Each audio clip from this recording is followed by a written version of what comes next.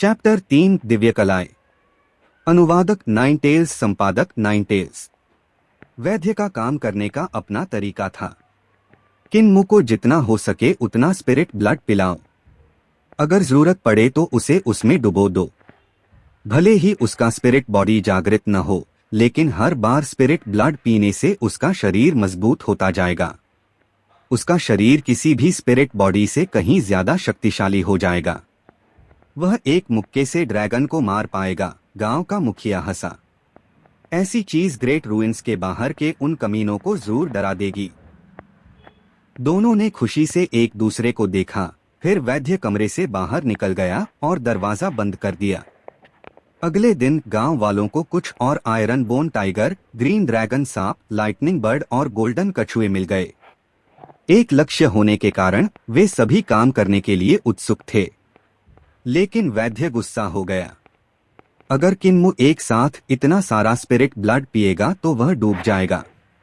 गूंगा लोहार दो लाइटनिंग बर्ड को खींच कर लाया और शरारती अंदाज में हंसा, जिससे उसका बिना जीभ वाला मुंह दिख गया। मुअर इसे सह सकता है। दादी सी को किन्मु पर भरोसा था, लेकिन अपोथेकरी बस उन्हें देखता रहा और चुप हो गया। उसने लार्वा निकाला और खून को रिफाइन करना जारी रखा, लेकिन फिर भी सब कुछ गलत हो गया।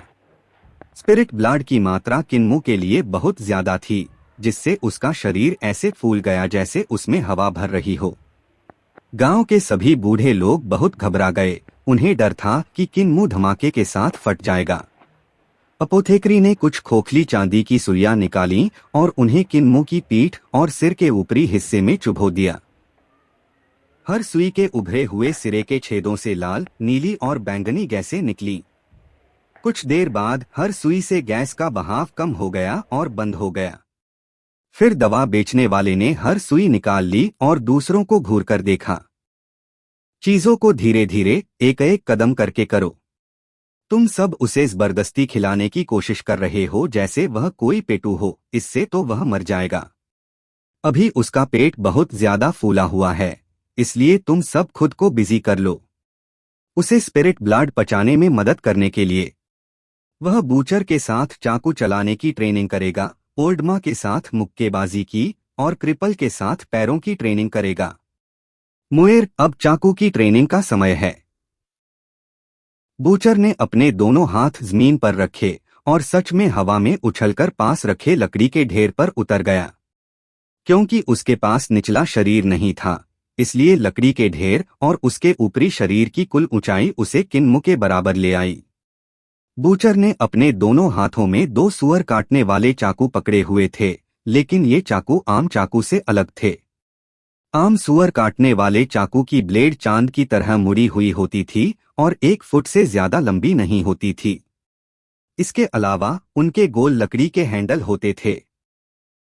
दूसरी ओर कसाई के सुअर काटने वाले चाकू का डिजाइन भी वैसा ही था, लेकिन वे काफी बड़े थे। हर चाकू का ब्लेड 1 गज लंबा था। ब्लेड के पिछले हिस्से मोटे थे जबकि किनारे बहुत पतले थे और दोनों पॉलिश की हुई चमक से चमक रहे थे। अगल बगल रखे दोनों चाकू बहुत बड़े और डरावने लग रहे थे और एक मेहराबदार दरवाजे जैसे दिखते थे। हालांकि उसके पास सिर्फ एक ही था। किन्मु का सुअर काटने वाला चाकू भी कसाई के चाकू के बराबर साइज का था। वह बहुत भारी था, जिसका वजन 10 किलोग्राम से ज्यादा था। किन्मु आमतौर पर उस एक चाकू को मुश्किल से ही उठा पाता था, लेकिन 4 आत्माओं का खून पीने के बाद उसकी ताकत बढ़ गई थी, तेजी से बढ़ गई थी। एक हाथ से सुअर काटने वाला चाकू उठाना अब उसे मुश्किल नहीं लग रहा था। सावधान कसाई दादा। किन्मु ने एक हाथ से चाकू चलाया और लकड़ी के ढेर पर बैठे कसाई की ओर दौड़ा। कसाई जोर से हंसा। अपने शरीर का आधा हिस्सा होने के बावजूद उसमें एक वीर आभा थी। तूफानी शहरों में आधी रात की लड़ाई। किन्मु ने कसाई की ओर बढ़ते हुए अपना चाकू ऊपर नीचे घुमाया। चाकू तेजी से चमक रहा था, जिससे हवा की सीटियों जैसी आवाजें आ रही थीं। धीरे धीरे धीरे। तुम बहुत धीरे हो। बुचर ने बहुत हंगामा करना शुरू कर दिया, क्योंकि उसके ब्लेड उसके सामने मेटल की बौछार बन गए थे।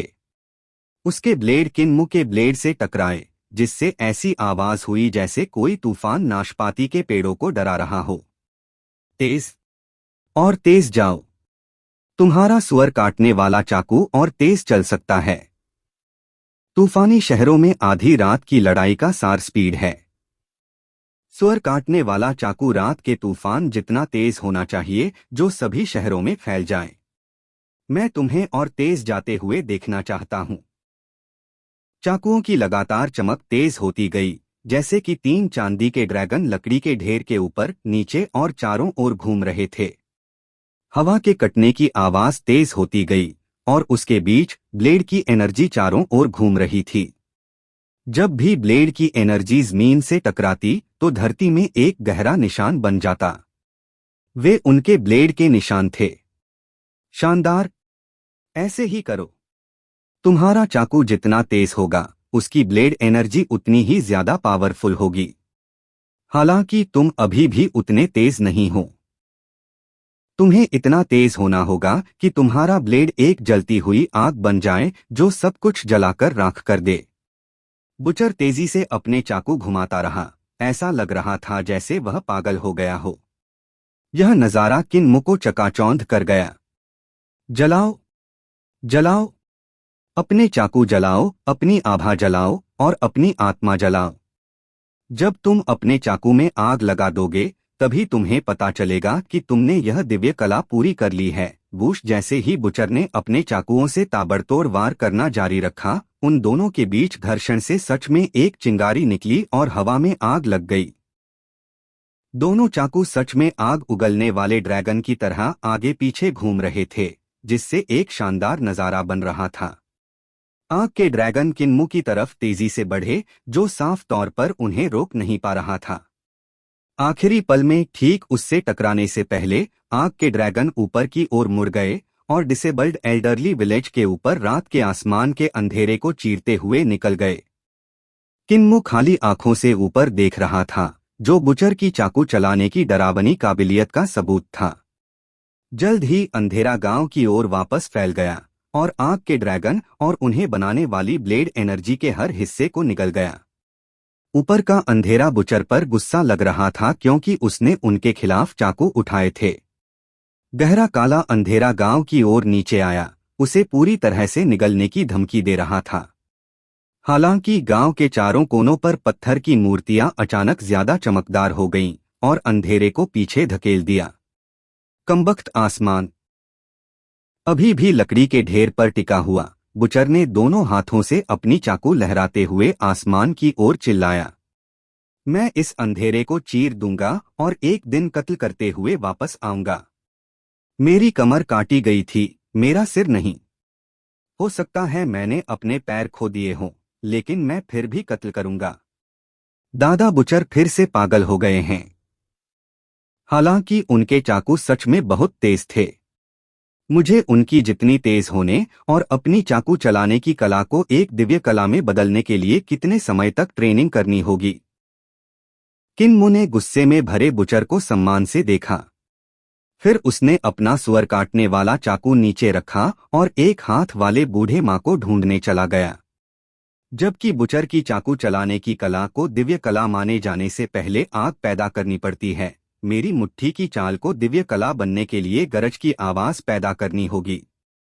बूढ़े माँ ने अपनी मुट्ठी कसी, उनके चेहरे पर गंभीर भाव थे और उनकी हड्डियों से चटकने की आवाजें आ रही थीं। मुअर, जब तुम अपने हाथों में बिजली पकड़ पाओगे तो तुम्हारी मुट्ठियों को सबसे छोटी सफलता मिल जाएगी। बुचर के चाकू बहुत तेज हैं, लेकिन मेरी मुट्ठी बेजोड़ ताकत से फटती है, जो आवाज और हवा की सीमाओं को पार कर जाती है। एक हाथ मुट्ठी को ट्रेनिंग दे सकता है, एक हाथ 1000 हाथ हो सकता है, एक हाथ गरज की आवाज पैदा कर सकता है। बूम!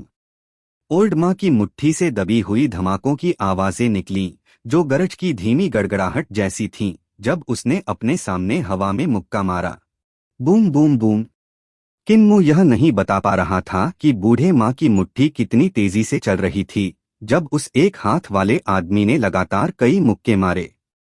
अपनी नंगी आंखों से किन्मू सिर्फ बूढ़े माँ की मुट्ठी की परछाइयां देख पा रहा था, जिससे ऐसा लग रहा था जैसे उसके पास एक की जगह 1000 हाथ हों। बूढ़े माँ की मुट्ठी और भी तेजी से चलने लगी। आदमी के सभी 1000 हाथों की हथेलियों में बिजली चमकने लगी और चटकने की आवाजें आने लगीं। हर वार के साथ बिजली भी कड़क रही थी और हर तरफ चिंगारियां उड़ रही थीं। यह थंडरक्लैप 8 स्ट्राइक्स का 1000 हाथों वाला बुद्ध है। जब तक तुम्हारी मुट्ठियां आवाज की गति से तेज होंगी, तुम बिजली की आवाज को कंट्रोल कर पाओगे।